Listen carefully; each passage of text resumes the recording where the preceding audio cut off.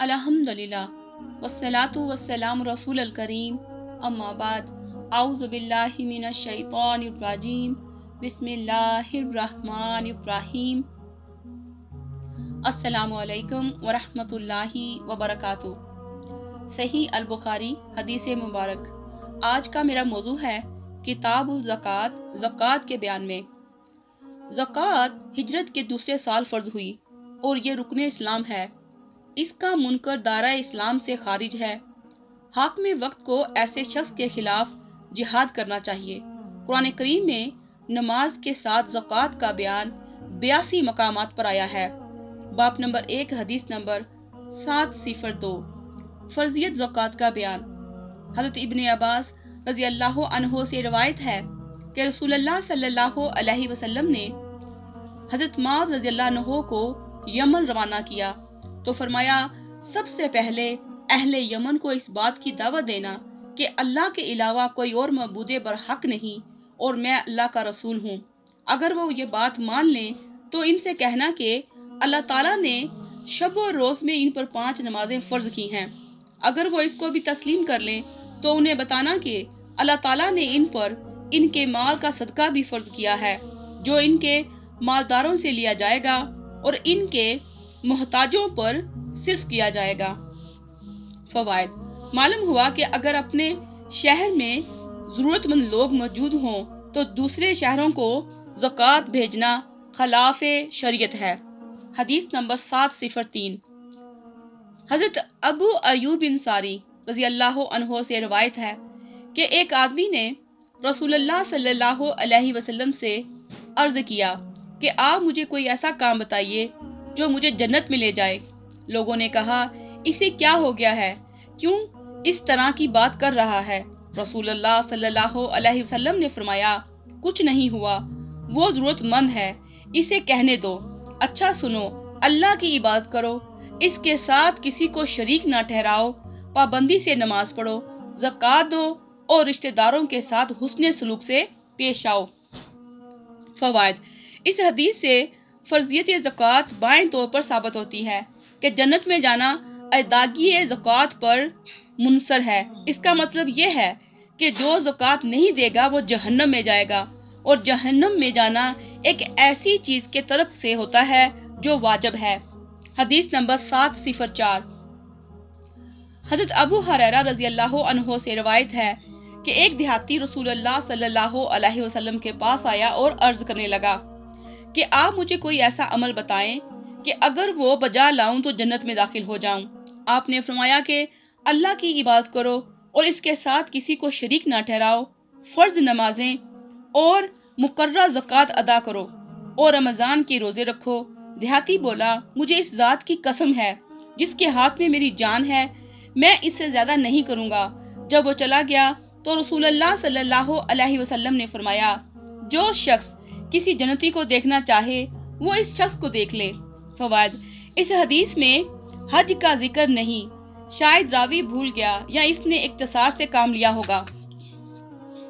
हदीस नंबर 705। हज़रत अबू हुरैरा रज़ी अल्लाह अन्हो से ही रवायत है, उन्होंने फरमाया कि जब रसूलुल्लाह सल्लल्लाहु अलैहि वसल्लम की वफात हुई और हज़रत अबू बकर सदीक रज़ी अल्लाह अन्हो खलीफा बने तो कुछ बादिया नशीन अरब मुर्तद होकर मुनकर ज़कात हो गए।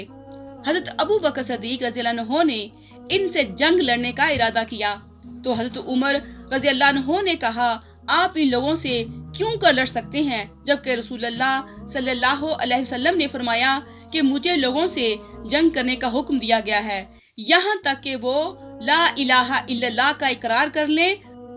जो शख्स ला इलाहा इल्लल्लाह कह दे तो इसने यकीनन अपना माल और अपनी जान को मुझसे महफूज कर लिया, अला ये कि अज़रोए इस्लाम इस पर कोई हक वाजिब अदा हो, फिर इसका हिसाब अल्लाह के सुपुर्द है। इस पर हज़रत अबू बकर रज़ी अल्लाह अन्हो ने फरमाया, अल्लाह की कसम, मैं हर इस शख्स से जंग लड़ूंगा जो नमाज और ज़कात में फ़र्क करेगा, क्योंकि ज़कात माल का हक है जिसकी अदायगी ज़रूरी है। अल्लाह की कसम, अगर वो एक बकरी का बच्चा रसूलुल्लाह सल्लल्लाहु अलैहि वसल्लम के ज़माना में देते थे और मुझे ना दें तो मैं इसके ना देने पर भी इनसे जंग करूंगा।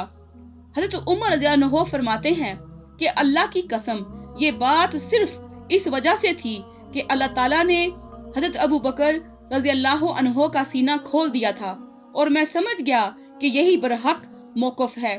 فوائد: اب بھی بعض جاہلہ کا خیال ہے کہ صرف لا الہ الا اللہ کہنے سے آدمی مومن بن جاتا ہے، خواہ وہ اسلام کے دیگر اصولوں سے منحرف ہی کیوں نہ ہو۔ اس میں شک نہیں کہ کلمہ اخلاص ایمان کی نشانی ہے، مگر یہ شرط ہے کہ اسلام کے دوسرے ارکان کا انکار نہ کرے۔ اگر ایک کا بھی منکر ہے تو وہ کافر دارہ اسلام سے خارج ہے، اس کے ساتھ مسلمانوں جیسا برتاؤ نہیں کرنا چاہیے۔ باب نمبر 2، حدیث نمبر 706، زکوٰۃ نہ دینے والے کا گناہ۔ حضرت ابو ہریرہ رضی اللہ عنہ سے ہی ایک اور روایت ہے، انہوں نے کہا کہ رسول اللہ صلی اللہ علیہ وسلم نے فرمایا، قیامت کے دن اونٹ پہلے سے زیادہ فربا اور بہتر حالت میں اپنے مالک کے پاس آئیں گے، جبکہ وہ مالک ان کا حق زکوٰۃ نہ ادا کرتا ہو، پھر وہ اسے اپنے پاؤں سے روندیں گے۔ اسی طرح بکریاں بھی پہلے سے زیادہ توانا اور بہتر حالت میں اپنے مالک کے پاس آئیں گی، جبکہ وہ مالک ان کا حق ادا نہ کرتا ہو، وہ اسے اپنے گھروں سے کچلیں گی اور اپنے سینگوں سے ماریں گی۔ آپ نے فرمایا، ان کا حق یہ ہے کہ پانی کے گھاٹ پر ان سے دودھ حاصل کیا جائے اور محتاجوں کو پلایا جائے۔ نیز آپ نے فرمایا کہ تم میں سے کوئی شخص بھی قیامت کے دن بکری کو اپنی گردن پر سوار کر کے نہ لائے، بائیں حالت کو وہ ممیاں رہی ہو، اور وہ شخص مجھ سے کہے، یا محمد صلی اللہ علیہ وسلم میری سفارش فرمائیے، اور میں کہوں کہ میں تیرے لیے کسی بات کا اختیار نہیں رکھتا، میں تو اللہ کا حکم پہنچا چکا ہوں۔ اسی طرح کوئی شخص اونٹ کو اپنی گردن پر سوار کر کے نہ لائے، بائیں حالت کے وہ بلبلا رہا ہو، وہ شخص مجھ سے کہے، یا محمد صلی اللہ علیہ وسلم میری شفاعت کیجئے، اور میں کہہ دوں گا کہ میں تیرے لیے کسی بات کا اختیار نہیں رکھتا، میں تو اللہ کا حکم تمہیں پہنچا چکا ہوں۔ فوائد: مسلم کی روایت میں ہے کہ اونٹ اسے پاؤں سے روندیں گے اور منہ سے چبائیں گے۔ قیامت کے دن اس کے ساتھ متواتر یہ سلوک کیا جائے گا جس کی تعداد 50,000 سال کے برابر ہے۔